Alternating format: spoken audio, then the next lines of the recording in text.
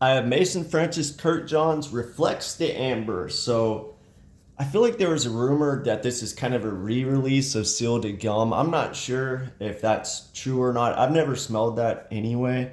So this will be a true first impression. Um, yeah, I'm kind of excited to smell this one. I feel like this is the first exclusive he did out of the four new ones. Hopefully he releases some of the other ones like Luminar Noir. That would be exciting to smell. If he does, I feel like it will be kind of a combination of the feminine and the masculine one. But who knows? Maybe he'll re-release Seal de Gum as an exclusive if this isn't supposed to be that. I'm not sure. The notes are pink pepper, Hidion, jasmine, amber, vanilla, labdanum, patchouli. So kind of standard base for an amber. You got it, the amber accord with some patchouli, and then top notes. Surprised there's no citrus or anything there. Pink pepper, and then Hidion and jasmine as a mid. Those often support each other. So basic breakdown. I'm expecting just like slight peppery amber patchouli with some jasmine. Let's see. This is a first impression here. Let me spray it here. The juice slightly tan compared to Absolute Pour Le Soir, but yeah, it's slightly darkened. I want to say he doesn't use colorants, but I feel like his ouds would have to be colored. That grayness, I feel like those would come off clear if there wasn't coloring, and I feel like maybe some of his fragrances have pink, but I don't know why. I feel like if he was gonna color this, it would be darker. So I don't know. Maybe some fragrances he does and some he doesn't. Brands do that occasionally. But here we go. The first impression.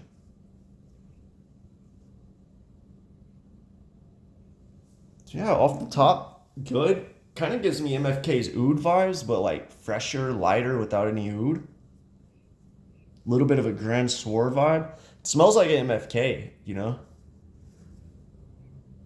Might be a little bit of an Ethal Maltol, sweeten it up in there with that musk he uses. I feel like that's kind of a signature in a lot of his ouds or darker fragrances.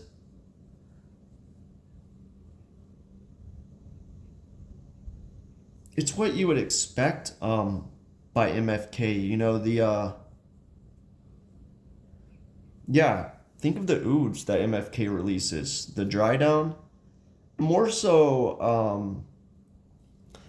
is plain oud or oud extrait. Oud extrait's more vanilla-y, stronger. And then the mid, I'm kind of getting his oud silk oud or silk mood, whatever it's called. That Hidion jasmine. And yeah, the pink pepper on the top, that kind of goes away quickly, it seems like. But yeah, I feel like he just as easily could have threw in just a little bit of oud and called this an oud fragrance. It fits right in that line, just smelling it off the top. I feel like it reminds me of those the most. I mean, it makes sense. It's an MFK fragrance. It would smell like other MFKs, right? Often his fragrances smell similar to each other.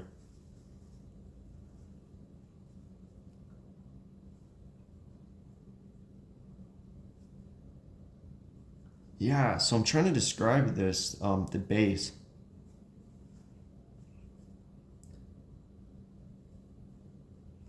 Okay, so the base, he's got amber, vanilla, labdanum, patchouli. I feel like if he just turned up the labdanum and the patchouli, he could just as easily say an oud accord. I mean, if oud was a note listed in the accord, I feel like people wouldn't really question it because it smells just as oudy as MFK's oud, in my opinion. So the base kind of is similar to the base of those fragrances. A lot of people know his satin mood or satin oud. That one's like ethyl maltol heavy. Maybe similar base. I'm kind of getting just this plain oud vibe here. I believe those even might have pink pepper on the top. And then the Hedion Jasmine, yeah. So like basically, if you smelled MFK's oud or oud extrait, I'm kind of getting that here. Maybe just amber as a whole is turned up a little bit instead of like focusing on that oud accord that he uses. And I could be wrong, but I feel like MFK might not make his own oud accord. I could be wrong, like I said, but the oud accord kind of smells similar in all the fragrances and maybe a little bit to other brands. And I've heard rumors about that, but I wouldn't be surprised if that oud accord is used in here, or if his oud accords are based off amber, vanilla, labdanum, patchouli. But yeah, there's not much to say about this. Definitely getting a jasmine, it's not turned up too much, but it is prominent in here. Hedion's used in MFK's ouds, I believe. So that might be another aspect of this fragrance that's making me think of those oud fragrances.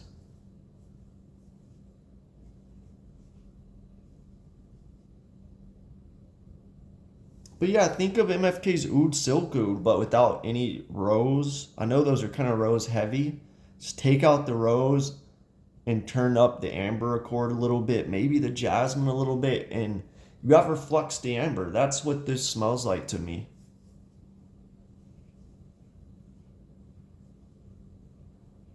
It's a good fragrance. If we go back a few years, MFK's ouds were some of my favorites. I didn't end up buying them. I like to sit on fragrances for a while because tastes change. I'm glad I did because I feel like those come off a little sweet to me. Like there's a little bit of a ethyl maltol. Maybe it's the Hedion vibe that just kind of headache inducing.